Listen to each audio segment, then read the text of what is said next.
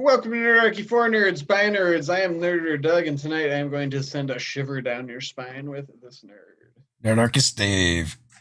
Oh, that was spine chilling, and also you would have made Nerdarchist Ted proud Because it's punny.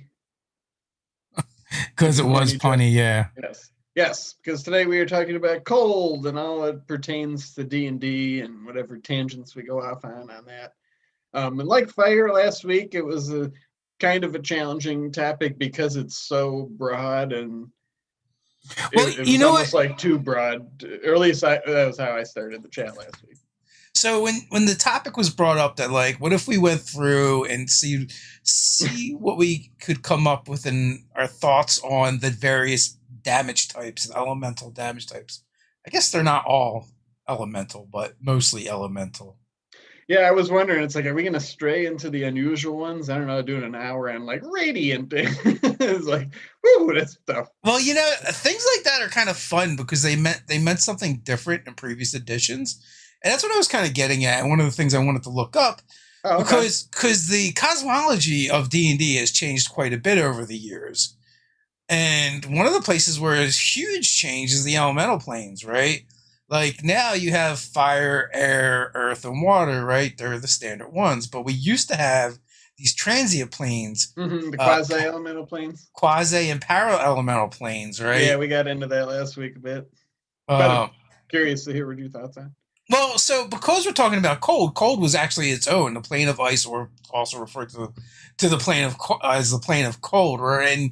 And also like in previous editions that meant you got more elementals, you got creatures that would be from those planes. Like I'm sure, like methods. Yeah, your methods. Your is it an ice salamander?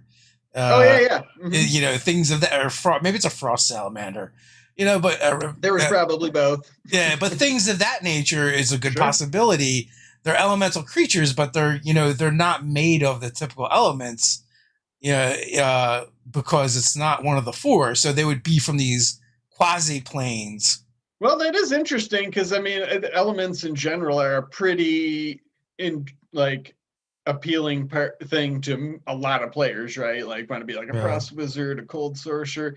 So, getting if that's something that you find interesting, like delving into those like the meanings of like, well, what happens when fire and cold meet, or what's the difference between frost and cold and ice, and like that sort of thing. Some people might find that intriguing. I mean, you could certainly, mine it for adventure ideas and things like that. So do an hour on bludgeoning. Don't tempt us.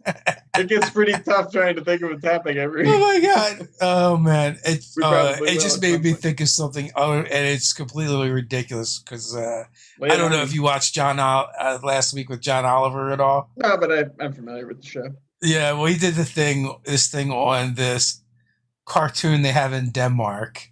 Uh-huh. And it's I think it's like claymation, and the main character is like has like a superpower, but it's like the world's longest what, and he uses it to do things with it. He said bludgeoning, and it just made me think. I just watched it like yesterday. Oh, okay.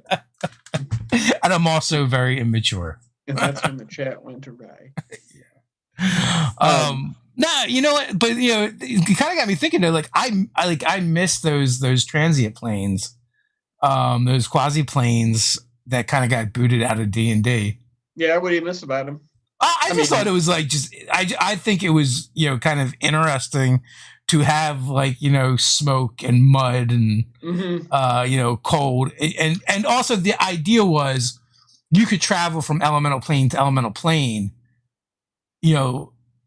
and the connection was these in between, right? Yeah, right. Yeah, it's really, and it made sense. Like fire and water was like steam and because it's like that. But what happened? Yeah. Did you get into much of that in your games back then, or did you just enjoy like reading and thinking about it? Because oh hell no, that's definitely seems like stuff for higher levels that we did not get into. But it just as a D&D nerd, like. Sure. Oh yeah. Conceptually, and also like the monsters we kind of got from them were Right. cool, and I guess like I vicariously lived those planes via the monsters we got Sure. in the different monster manuals. Yeah, absolutely. Yeah, I mean, yeah, there's no reason to, you have to actually go there and stuff like that. But sure, that's where the origin of them is and whatnot. On the opposite end of things, I've been doing that like series on different armor types, and a lot of times I just like dive on the website. I'll dive into like these really like niche, like what's this all about, like this one weapon or something. Yeah. So that's really the basics. So and because of that, I really have kind of like found an appreciation for like that kind of low level adventuring, as we've talked about many times. And cold is a big part of that. So the most recent armor post they did, which today was about leather armor, and it was sort of inspired by watching Game of Thrones and like how all the different regions have different armor. And I was like, well, the people that mostly wear leather armor are the Night's Watch, and there's a lot of reasons, but one of the actual practical reasons is because it's cold. And they wouldn't wear chainmail or stuff all the time. Putting a bunch of metal when it's cold, not a great idea. Right. So even I mean, we've like all seen the Christmas Story, right? Yeah. Yes, right. It's a bad idea. Yeah. And so like just to that point of just like the mundane kind of cold, or like extreme cold, like we were talking about. Yeah. Well, it's pretty interesting and a super useful tool as a DM. I have a story about, but you get something to say, so later. Oh yeah. Well, I was just going to say, in contrast to your fire discussion, right? Mm-hmm. Cold is actually very practical in the game.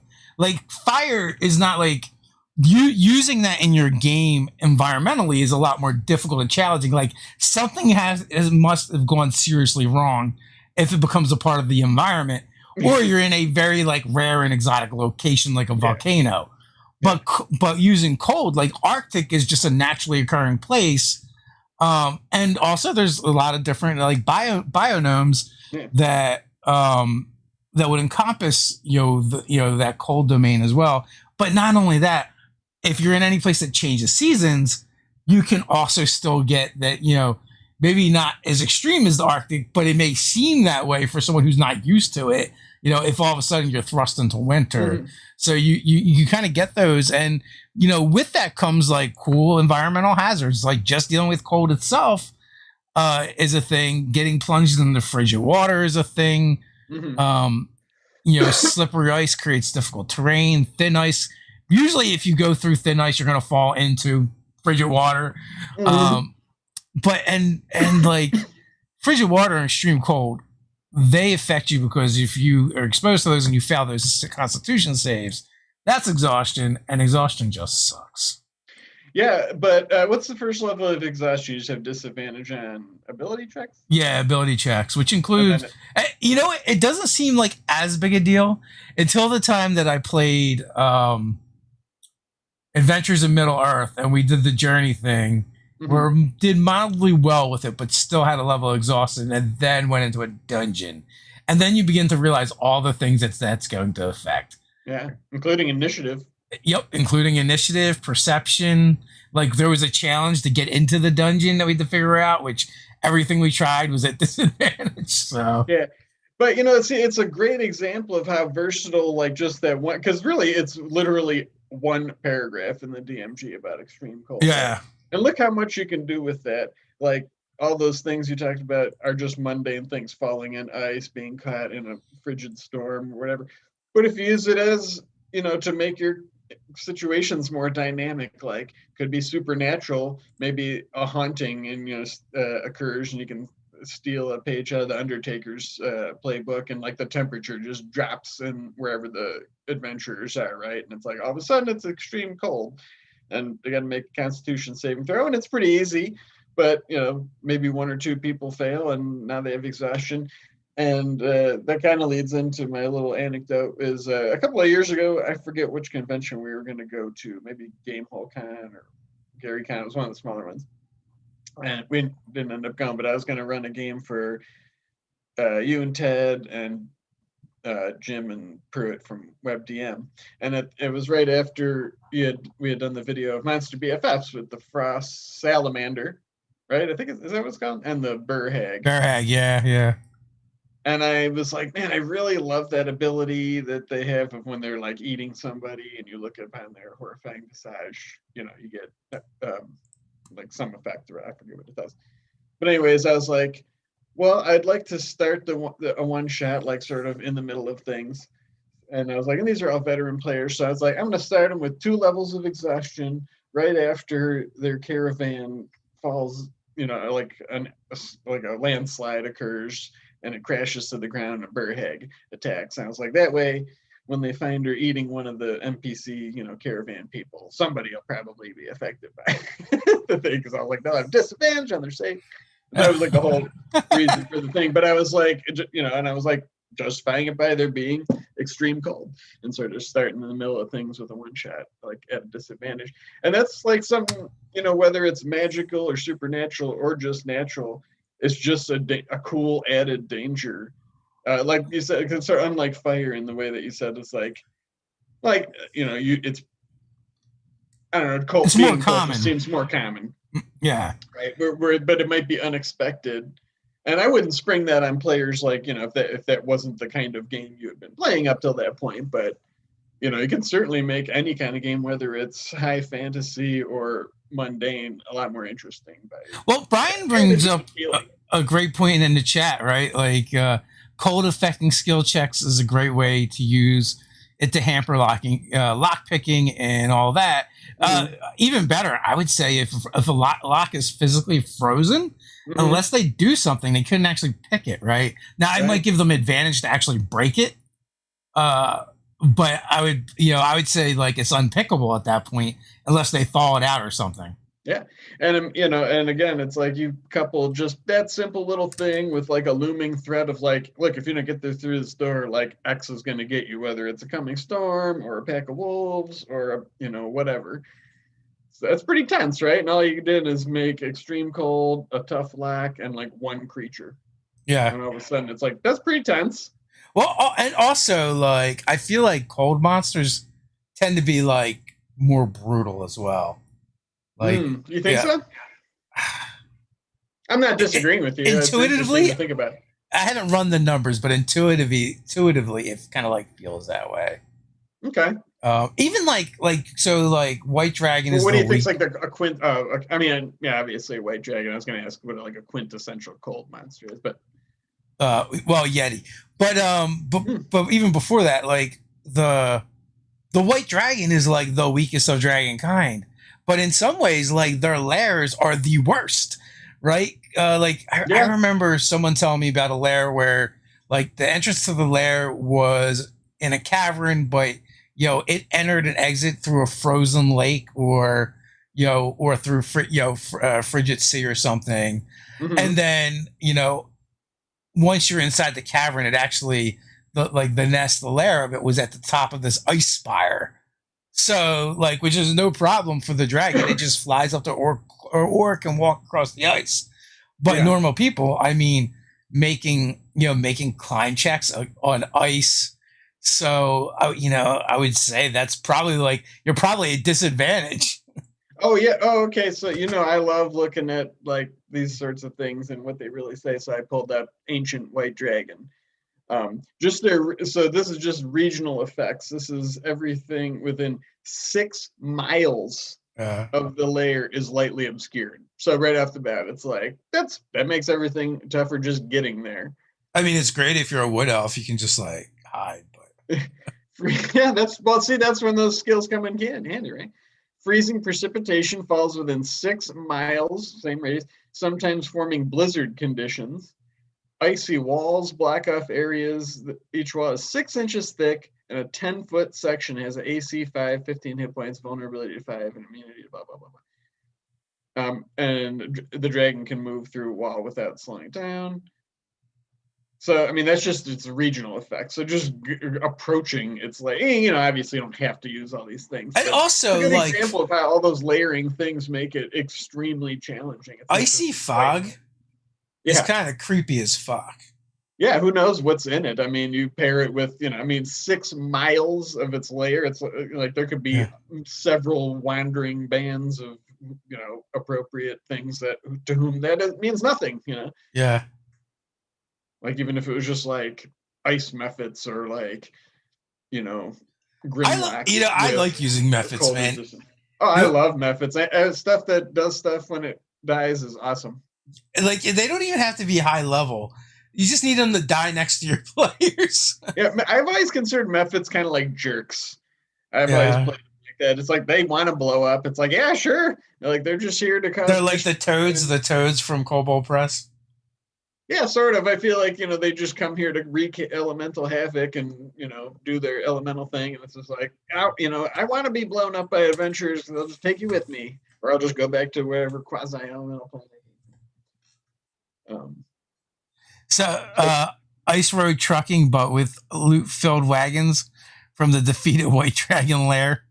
I would put Arctic campaign right up there with like Seafaring campaign as one of those like high concept adventures that almost everybody I've ever met wants to play, like really play at some point. It's like, yeah, sure, I've had adventures on boats and adventures in the cold, but it's like just an extended, either of those. That's one of those like big ticket campaigns I think a lot of people, myself included, would love to play or run. I've certainly, daydreamed and made Pinterest boards for it and all that stuff. It actually makes me think about one of the first jobs I had. Yeah. I worked for a company called Haddonfield Lumber that doesn't exist anymore. So I worked in the lumber Isn't that where yard. Michael Myers is from? Michael. Oh no, I'm thinking. Is Myers from New Jersey too? I think so. Haddonfield. Yeah. Really? Because I know the town is called Haddonfield. I mean, there's probably more than one Haddonfield. Yeah. Like I know Jason is, but he's from but that's a Crystal Lake campground. Maybe that's a rich tradition of horror movie supervillains. Maybe. But no, like that job, you did it all year round, rain or shine. And but in the wintertime, you had to work twice as hard. Mm-hmm. Because all the lumber gets wet and freezes together. You're beating it with crowbars. And your muscles are stiff too. You're suffering exhaustion. Those strength checks to pick those lumbers up and whatnot. Doing anything in extreme temperatures, whether it's hot or cold. But cold, I think you're right. Cold is more brutal because it's heat. I mean, that can be too. But I don't know. Cold just it's sapping your life energy away. They they both kind of do that, but cold is kind of more insidious and also extreme cold is more common. It's a real world thing as opposed to extreme. I mean, there's extreme heat too, but you could be caught in the woods in just a particularly cold night where it plunges to extreme low, but you're probably, it's much more rare that there's going to be a heat spike like that. It's not going to sneak up on you. Yeah. Although that has been happening recently. Well, the heat domes. Did you guys talk about heat domes last week? No. It didn't come. I didn't. I think I hadn't heard of it until you mentioned it, and it was since that point. Oh, it's crazy. Oh, I was just listening to something today. I mean, kind of off topic, but I forget where they said, but Death Valley, 130 degrees. Wow. I remember one time. So it gets pretty cold here in the Midwest in the winter, and this one time it was 100 degrees colder here than it was in California. I remember thinking because it was minus 20. Yeah. So I mean, the cold is no joke, but also it gives you opportunities to do fun things. We had dabbled a little bit in our Arctic region, and we've got some videos, on the channel, the older videos that people can find. And I mean, we did a whole product on our hobgoblins that live up north, and they're basically like Vikings in sailing ships, but they sail across the tundra instead of oceans, and the ships are on skis. So you can do, in being in a fantasy world, you can do fun things like that as well. Oh yeah, I love all that stuff. Like I said, I've never actually run or played in much of an Arctic campaign, but it has always appealed to me. Just the hardiness and the survival aspects, and and just it's just cool, And like you said, like you can throw in those sorts of things. Yeah, we have quite a few Arctic packs. Even the Winter Lord stuff is all like kind of cold related, which kind of ties into Brian Smith's comment there about the history between undead and the cold. Yeah, that product is the one where, again, something else that stemmed from a video we did where we talked about a warlock. Is that the one with the warlock pack? No, that's the same thing. That's the Frost King. It's with the hobgoblins and that warlock pack. Yeah. But that's and then the Winter Lord has all those encounters like you used for the monthly one shot and stuff a few months ago. Although I guess the thing we haven't put into a product yet, and we might not be able to without making some changes, is Trinemid is these lava flow spires that formed and froze, and then the gnomes moved in and made their home there, built their city there, but beneath it they have tunnels that have been created by remorazes. They melt because they melt their way through the ice. Oh man, I love remorazes. And then they use them as kind of like beasts of burden to pull like almost like train cars through these tunnels. So there's a subway. So Trinemic kind of has like a subway system. Yeah, that makes sense. I mean, using what's around there. Yeah, remorazes are kind of a representative of fire and cold, huh?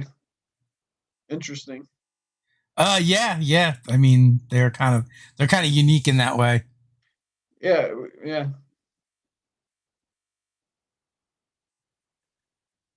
So I was looking at the comments a little bit. The Christopher Keller. I'm always amazed to read about the search for the Northwest Passage and how they were trapped in ice. Which I guess. Go ahead. Yeah. As I say, I guess a lot of those kind of where the travel and the minutia of that kind of stuff is fun and interesting, are probably better in games that are like longer and different than the kind of games we're used to playing, where it's like, if we're going to play for like 2 or 3 hours, like that's good, that doesn't sound that interesting to me. You know what I mean? Like in the sense of like you wouldn't accomplish much over the weeks or whatever. Right. All you would do is like move through like one hex on the map. Yeah, which is probably why I did a lot more of that stuff when I was a kid, because that was fun, because we did all that sort of thing, and also like the the role playing and combat, because we played for like 8 hours at a time and stuff like that. So I was kind of like looking at the numbers a little bit as well. So I was curious, since we're talking about cold, how many monsters are resistant and immune to it. Okay. So we've got 225 monsters that are resistant to cold damage and 92 that are immune. Which, I mean, as a GM, I like that stuff because you're able to set up these like interesting scenarios where things are a problem for the players, but the monsters can kind of ignore it. When you get the right pairings.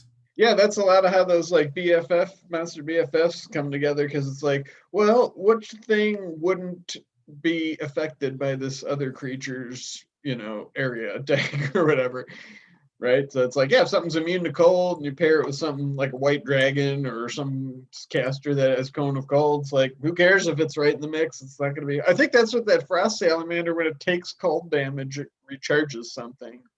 Oh, so yeah. It like worked well with that Burhag, because she had like some kind of area cold attack. So we were like, oh, but anyways, is there any similarities like between like monster types that have that? I mean, you're gonna have a lot, like a good chunk of those are gonna be like all the White Dragon age categories. Yeah, well, you're also gonna get, I think, like all the demons or devils or both as well. Really? that are resistant.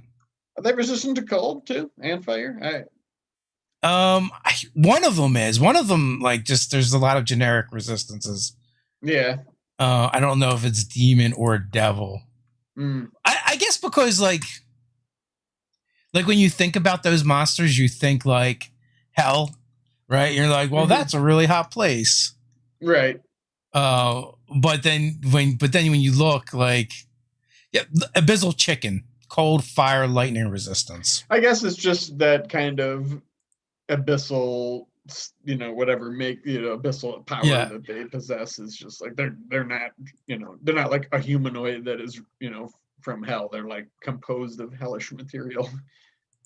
Yeah, so like pretty much like I'm pretty sure like all your demons are resistant to cold. That's why like there's such a huge number.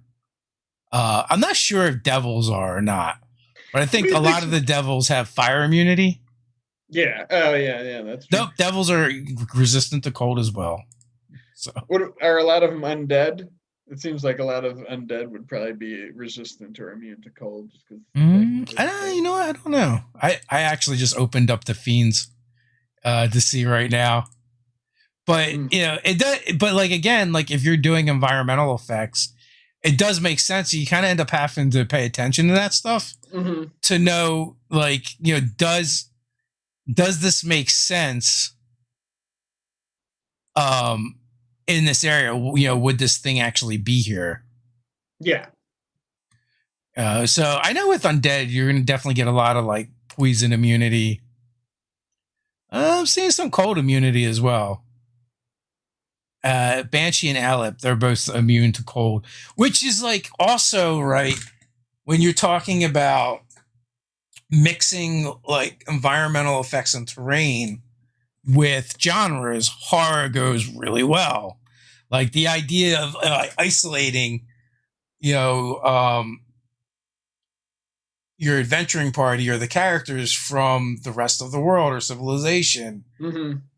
Cold, or Arctic style or even winter style hazards are just great for isolating them. Like, you could totally do an adventure where they're kind of stuck in a town because the pass is blocked. Like there's no physical way out, or you can confine them even further, like a particular building, or even a town that's like being ravaged by a blizzard. Like you might get lost just trying to move from one building to another. I was trying to think too, like, because I was like, well, extreme environments are so similar in a lot of those things. I was thinking like deserts and I was trying to struggling to like come up with like, well, what is distinctive about them? And I think you kind of touched on it. It's like extreme cold environments actually changes the landscape. It's like, yeah, there might be like sand dunes that blow around and sandstorms, but it's like you just said, like ice might just totally block something that would otherwise be open, or like freeze a river or whatever. It's like it affects the land itself more than extreme heat would, except for like volcanoes, like you mentioned earlier. But comparatively to like a desert, so it does sort of like isolate you that much more. Where it's like you can't even rely on like the terrain to be the same. Well, and I mean that's also why, like when they did Rime of the Frostmating, they chose to make it a horror adventure because you're stuck there. You're stuck there, and the idea of, and also some of the influences, like the thing. Yeah, that's it. I was going to say it, but I'm like, that's not it. Yeah. No, like the Thing. That's an Arctic base where this thing from space lands, and it starts killing people. But like, I mean, even like, and that starts making people paranoid too. But you're just cooped up with people. Yeah. Did you ever see? I think it was based on a comic. I don't remember what it was called, but like the woman from Underworld was in it, and they were like, it was like a murder mystery, but like at an Antarctic base, and like just going from building to building. Like when they had to go outside, it was like totally what it might have been called like Whiteout or Snowblind or something like that. Like, so I mean, just when they had to, there was like a rope they had to hold on to. That seems vaguely familiar. Yeah. I mean, I don't remember what it was called, but yeah, just stuff like that. It's like you can really turn that dial up where it's like, look, even if you're trapped in the town in the 10 towns, maybe just going like across the street to the other building is a treacherous journey. Well, and then like 20 feet. Then start pulling like those undead.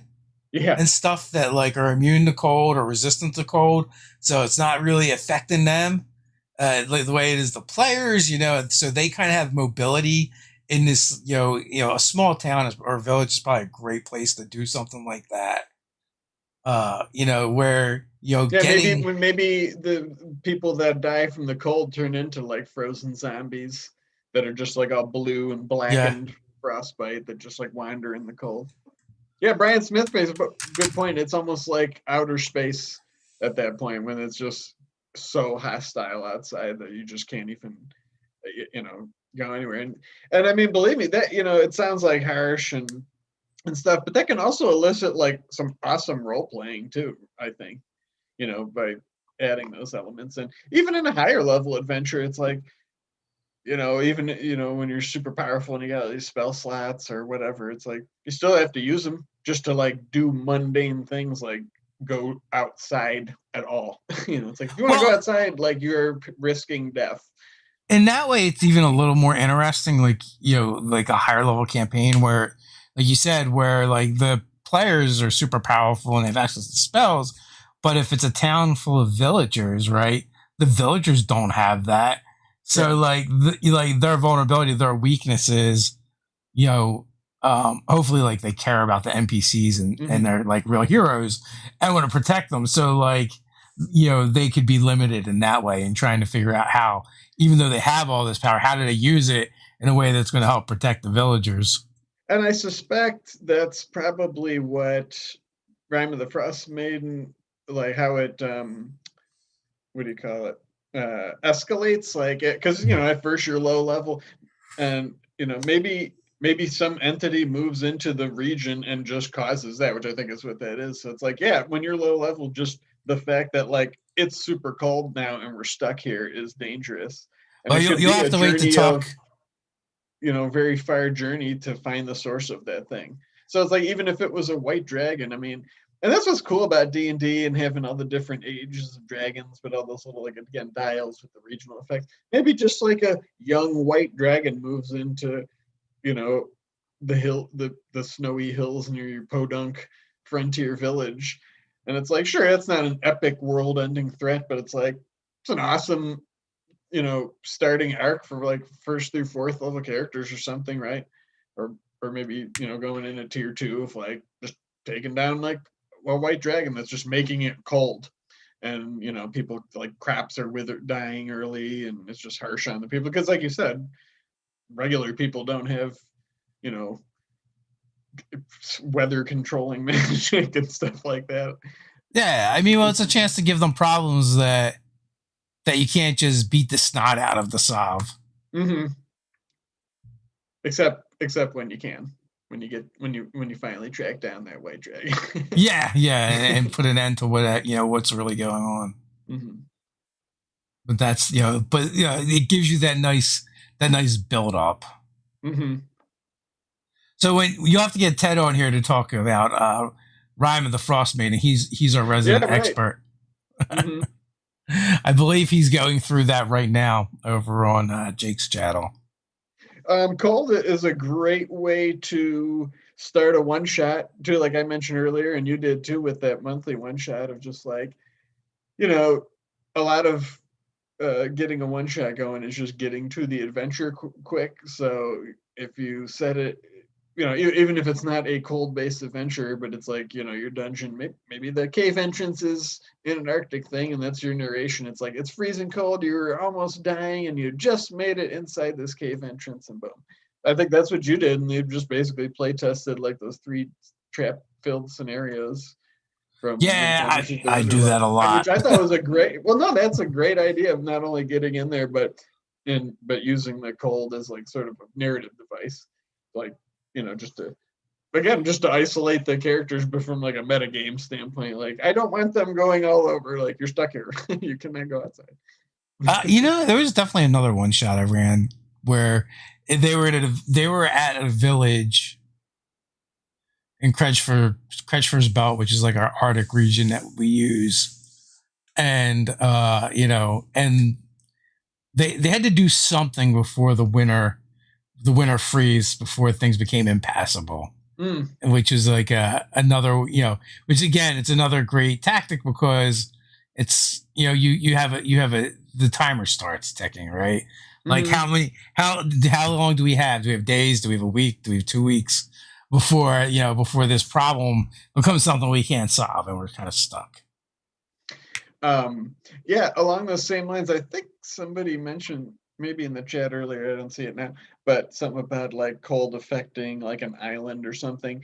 And that is how I started what eventually became that SpellJammer campaign. It wasn't at the time, is they were, and I just totally ripped it off of that D&D online MMO because they started. What happened? The island froze over and they pulled a Ted Cruz and just fled? Basically, yeah. That's what they eventually like, did. There's nothing we can do here. We gotta go. Yeah, it was like a tropical island that they that's, there's more to the story of how they wound up there, but that was sort of like the intro to the thing. And it was a fishing place and everything, and there was like a curse of winter, so that was affecting all the people and their livelihood. And yeah, they beat one of the villains, not that was causing that curse, but that's when they found that ship and they took off and never went home. Like they just thought it was the coolest thing. and I had mentioned people had they had heard news here and there of nobody's had contact from there in like blah blah blah time, and they're just like, we should go back there sometime. They just never did. Never found out the fate of their world. That's funny. I mean, hey, that campaign is not going on anymore, but it would have been cool to like bring them back there at some point so they could see like kind of like the consequences of them not freeing the island. Mm-hmm. Maybe they get a chance to right their wrongs, maybe not. Well, and the person they got their ship from was a Spirit Naga that was like their big first arc villain. And as we all know, they come back. So somewhere out there. Oh yeah, you can't kill them. Yeah, Spirit Naga looking for Chodak, the Wood Elf monk, if they ever went back there. Maybe said about luring them back. Mm-hmm. So who knows? Maybe someday that campaign will continue. But I steal stuff from it all the time. Speaking of stealing stuff, how to D&D and hey, what's going on? Rime of the Frost Maiden seems like a lot of work.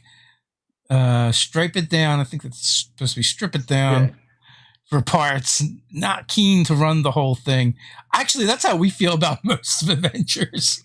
Man, I'll tell you what. Like I use published adventures all the time for just all sorts of reasons. Like sometimes it's just comfort. Like all of them except running them.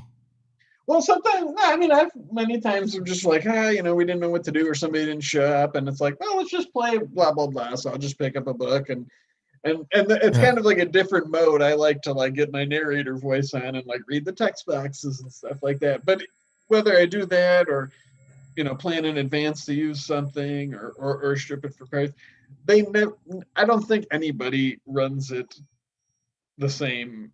Like, you know what I mean? It's always going to be different. Like, the more different it's going to be because it's like it's going to go in different directions. You're going to have different interactions with NPCs, which are limitless possibilities there.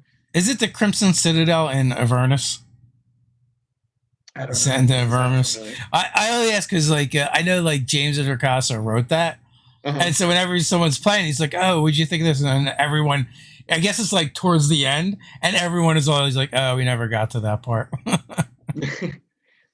Yeah, well, that's what's kind of cool about playing or knowing about adventures too. It's like swapping those stories, but they never turn out like you. I mean, or at least they don't for me. I mean, like I said, even when I just read the text boxes in like my cheesy DM voice, stuff like that, they always turn out different. I mean, I've run that Sunless Citadel many times in several editions, and it's like never is the same. It's like the same sort of rooms and everything, but yeah, I think Ted said they went through it and they somehow skipped most of it. Oh, it's huge. I mean, those are classic style adventures where there's like 50 rooms in the dungeon and stuff, and it's like, we play a different style than that, and it just doesn't happen like that. Well, yeah, nowadays for sure.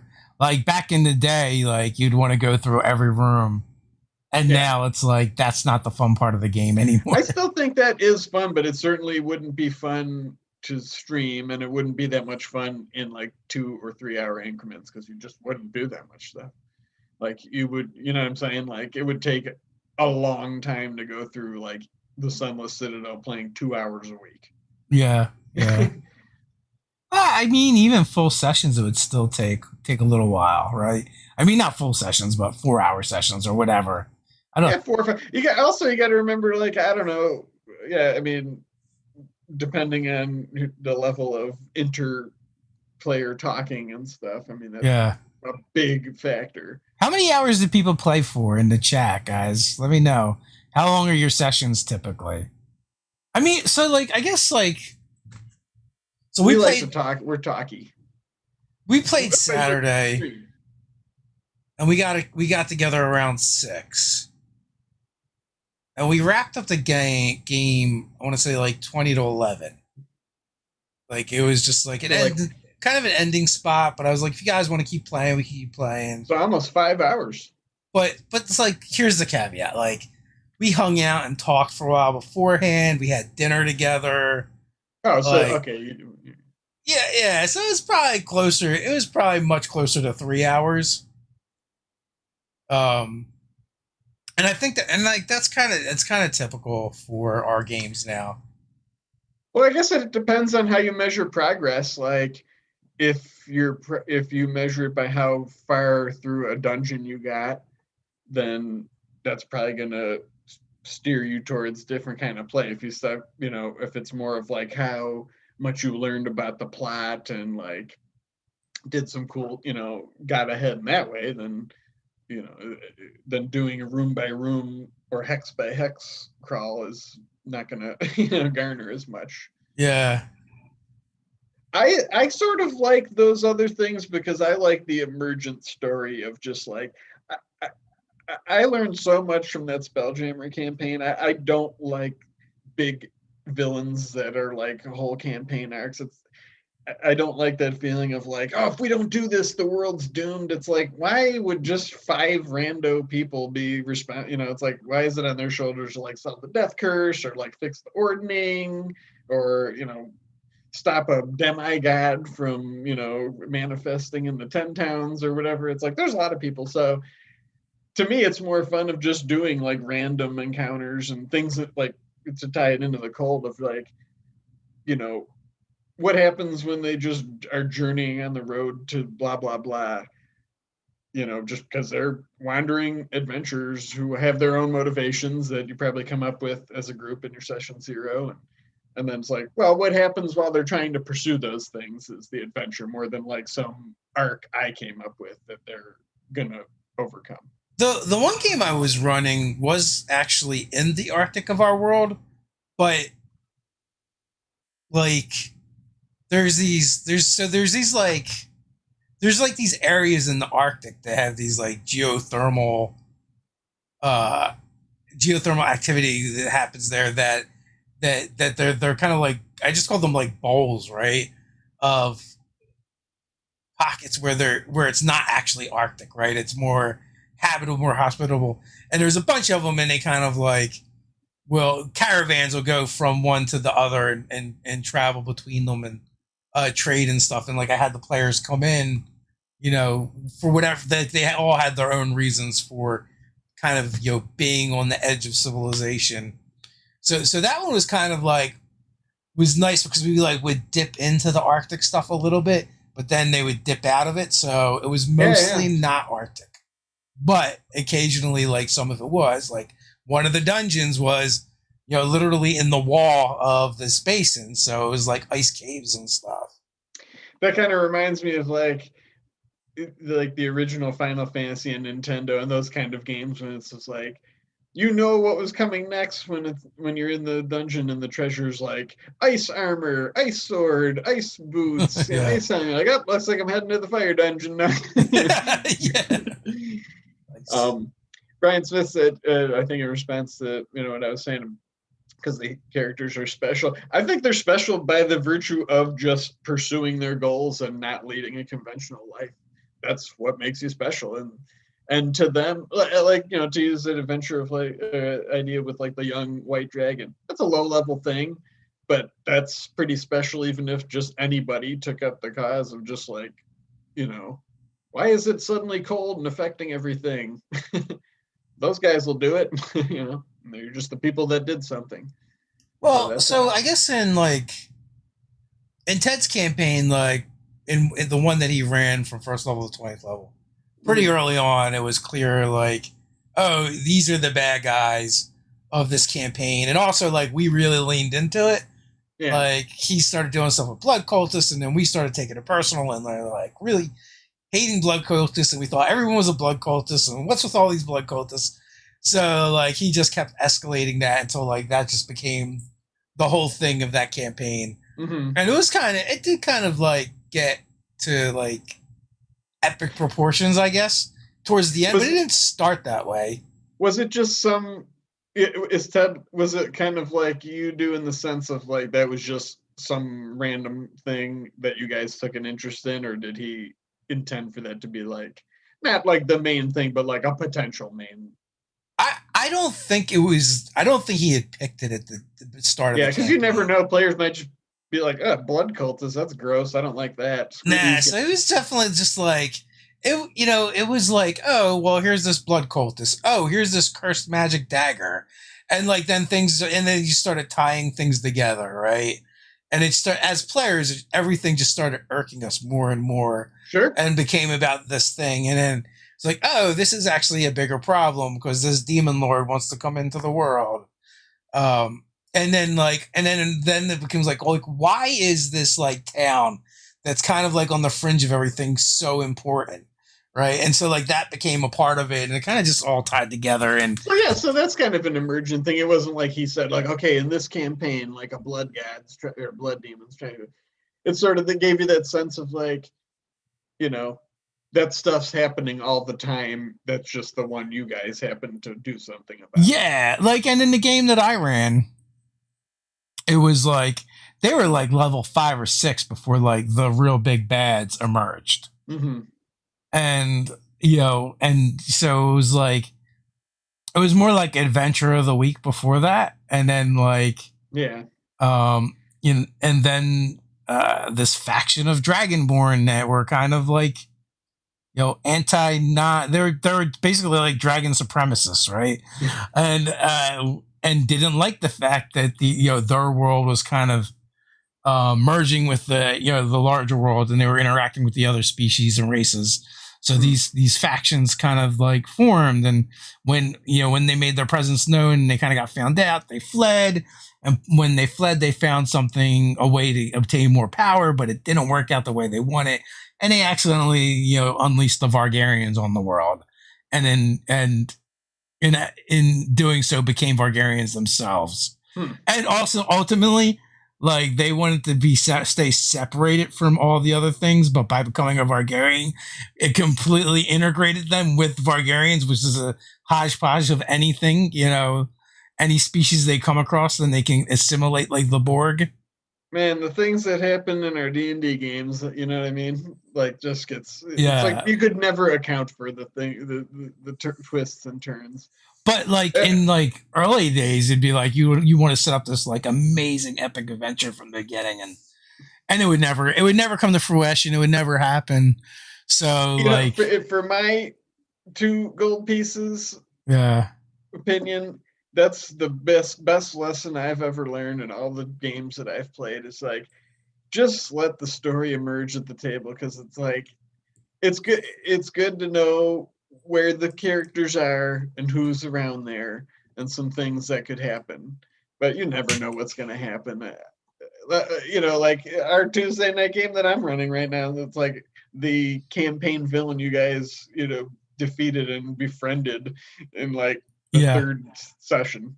It's like, okay, well, this game's not about that anymore, and so it's just I've been loving it ever since. So you never know. You never know. mm. Yeah, this Saturday. I guess if I may tie it into cold, in a roundabout way, and it's kind of what I was saying earlier. Just those little components of like, you know, the step one of how to play. It's like you're just describing the surroundings. It's cold. It's icy. You need to get here to there. What do you do? Yeah, Like that just evokes. When you put players there, it's like, what do you do?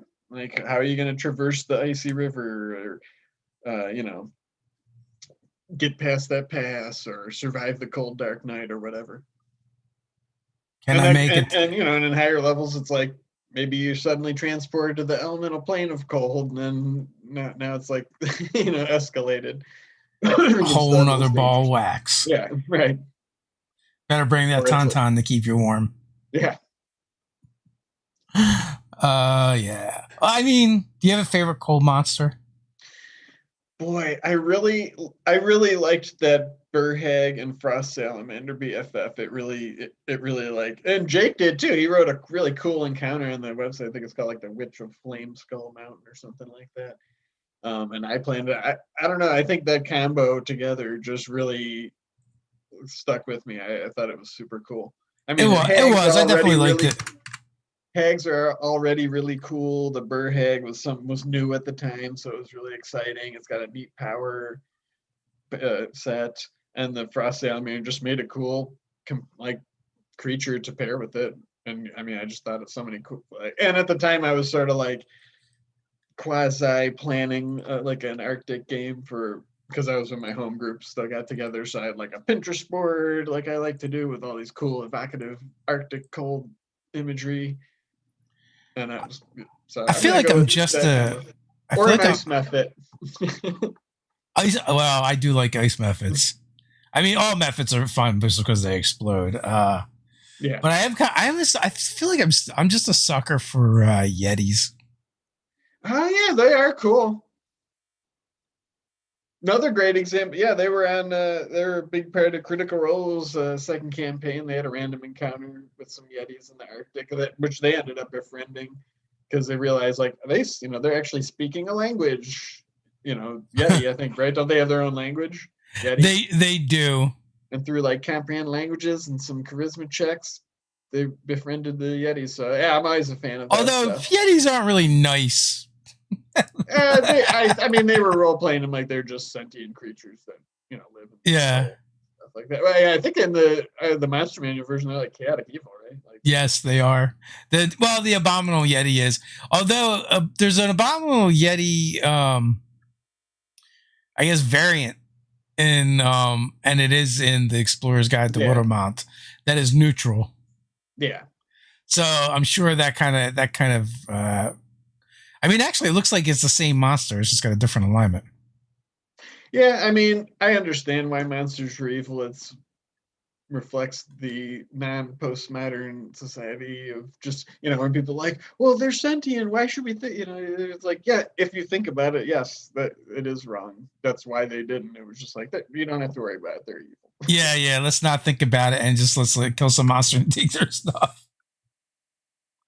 Right, which both have merit, Yeah. It's like, I don't think it reflects, your real life views any more than playing video games makes you violent. It's just like, look, I'm just killing monsters in D&D. Just leave me alone. I just want to kill.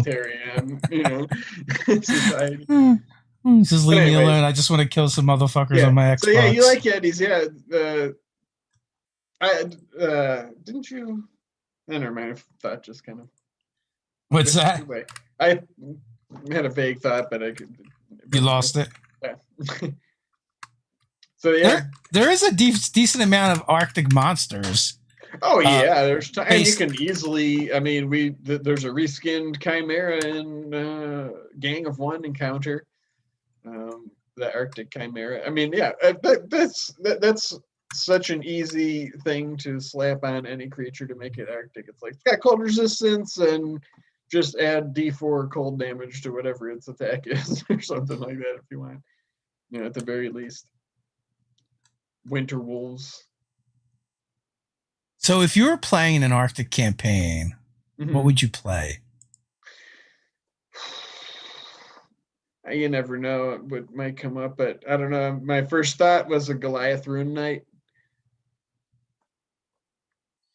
Yeah, I'm thinking Circle the Land Druid.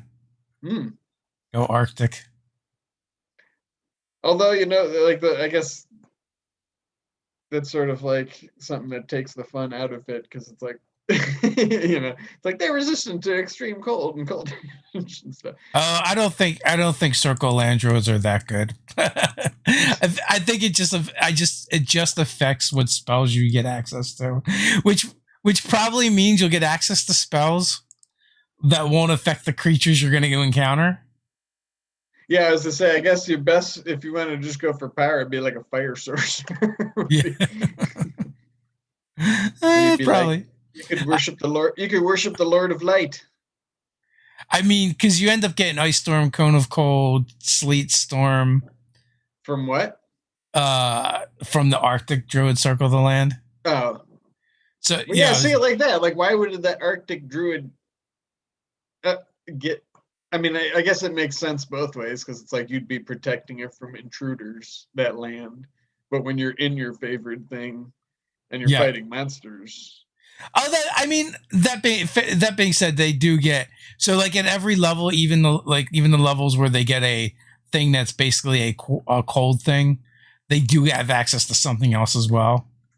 So it's not you're not totally boned, and because they're bonus spells, they're just on your list, and you can still choose whatever. Well, I guess I wouldn't see it. I guess a better way to look at that is looking at the rules as suggesting a narrative. So it's like if the druid of the Arctic can bring the cold to bear, then maybe a cool, goal for that character is protecting their Arctic land from fire creatures. I would say like as a DM. It's like, well, maybe then it's your chance to, defend that Arctic thing from like fire methods and salamanders and stuff that are trying to turn it into a, volcanic wasteland. Brian Smith said he would play a yak folk monk. Aren't yak folk the ones that like literally like crawl inside the skin of people to like change into them? Isn't it just a monster? Yeah, there's a mini Yeti though in our Treasures of the Tundra. Boy, we got a lot of cold stuff. We got Frost King, Dark Paths, Winterlord's Throne, Encounters with the Winterlord, Arctic Treasures of the Tundra, and that Fane of the Frostworm, which has that Remoraz path barbarians, and it's like a second level adventure designed to like introduce the primal path. We did some things with the Arctic for sure. But anyways, in Treasure of the Tundra, there is a sort of like small version of Yeti called Yaska. You could play one of those, Brian Smith. What are the tundra ostriches? I forget the name of them. I don't know. Do they have? I think they got like a weird name that probably has some kind of like. They have the eye stalks. Linguistic thing. Are they the ones that are called the little small woolies and big woolies? Yeah. Yeah, big woolly, big woolly style. Yeah. So. Oh yeah, that's right. That's one I revamped to make it like a digital specific. The wide layout, the landscape.